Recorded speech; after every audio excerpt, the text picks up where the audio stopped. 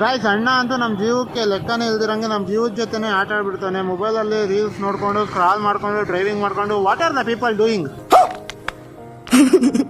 Guys ಇವತ್ತಂತೂ ಬಸ್ಸುಗಳು full rush ಇದೆ. ಅದಕ್ಕೆ ನಾನಂತೂ ಇವತ್ತು ಲಾರಿಯಲ್ಲಿ ನಾನಂತೂ ಸಿಕ್ಕಾಕೊಂಡಿದ್ದೀನಿ ಬ್ರೋ ಅಂತ ಹೇಳ್ಬಿಟ್ಟು ಲಾರಿಯಲ್ಲಿ ಹೋಗ್ತಾ ಇದ್ದೀನಿ.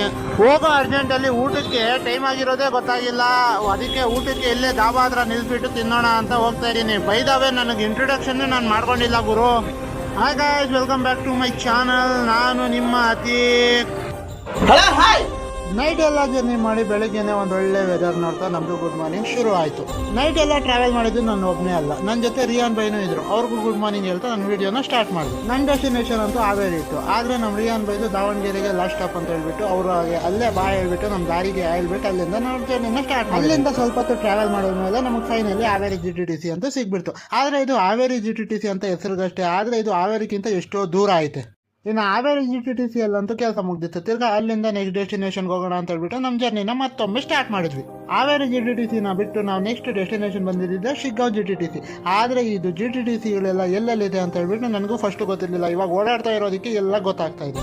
ತಿರ್ಗಾ ಅದೇ ಲಾರಿಯಲ್ಲಿ ಬಸ್ ಸ್ಟ್ಯಾಂಡ್ವರೆಗೂ ಡ್ರಾಪ್ ಆಗಿಸ್ಕೊಂಡು ನಾನು ಬಸ್ ಕಡೆಗೆ ಹೋದೆ. ಅಲ್ಲಿ ಸ್ವಲ್ಪ ಹೊತ್ತು ವೇಟ್ ಮಾಡಿದ್ಮೇಲೆ ನಮಗೆ ವಾಯುವ್ಯ ಕರ್ನಾಟಕ ಸಾರಿಗೆ ಬಸ್ಸು ಸಿಕ್ತು. ಅಲ್ಲಿಂದ ನನ್ನ ಡೆಸ್ಟಿನೇಷನ್ ದಾವಣಗೆರೆಗೆ ಅಂತ ಹೇಳಿ ಸ್ಟಾರ್ಟ್ ಮಾಡಿದೆ. ನನಗಂತೂ ನಿದ್ದೆ ಇಲ್ದಿರೋದಕ್ಕೆ ಕಣ್ಣು ಮಾತ್ರ ಸಖತ್ತಾಗಿ ಎಳಿತಾಯಿತ್ತು. ನೈಟ್ ಎಲ್ಲ ನಿದ್ದೆನೇ ಮಾಡಿರಲಿಲ್ಲ. ಮತ್ತೆ ಅದೇ ಬಸ್ಸಲ್ಲಿ ಬೆಂಗಳೂರಿಗೆ ಹೋಗೋಣ ಆದರೆ ನಿದ್ದೆ ಇಲ್ಲ, ಈ ಬಸ್ಸಲ್ಲಿ ಮಲಗೋಕ್ಕೆ ಆಗಲ್ಲ ಅಂತ ಹೇಳ್ಬಿಟ್ಟು ಅಲ್ಲಿಂದ ಸೀದಾ ಕ್ಲಬ್ ಕ್ಲಾಸು ಹತ್ಕೊಂಡೆ. ಇಲ್ಲಿಗೆ ಈ ಒಂದು ವಿಡಿಯೋನ ನಾನು ಎಂಡ್ ಮಾಡ್ತೀನಿ. ಮತ್ತೆ ಸಿಗೋಣ ನೆಕ್ಸ್ಟ್ ವಿಡಿಯೋಲ್ಲಿ. ನೆಕ್ಸ್ಟ್ ವಿಡಿಯೋ ಸಿಗಬೇಕಂದ್ರೆ ಮೊದಲು ನೀವೆಲ್ಲರೂ ನನಗೆ ಫಾಲೋ ಮಾಡ್ಕೊಂಡಿರಬೇಕು. ಅದಕ್ಕೆ ಫಾಲೋ ಮಾಡಿಕೊಂಡು ಸಬ್ಸ್ಕ್ರೈಬ್ ಮಾಡಿ, ಲೈಕ್ ಮಾಡಿ, ಶೇರ್ ಮಾಡಿ ಅಂತ ಹೇಳ್ತಾ ಈ ಒಂದು ವಿಡಿಯೋನ ಇಲ್ಲಿಗೆ ಎಂಡ್ ಮಾಡ್ತೀನಿ.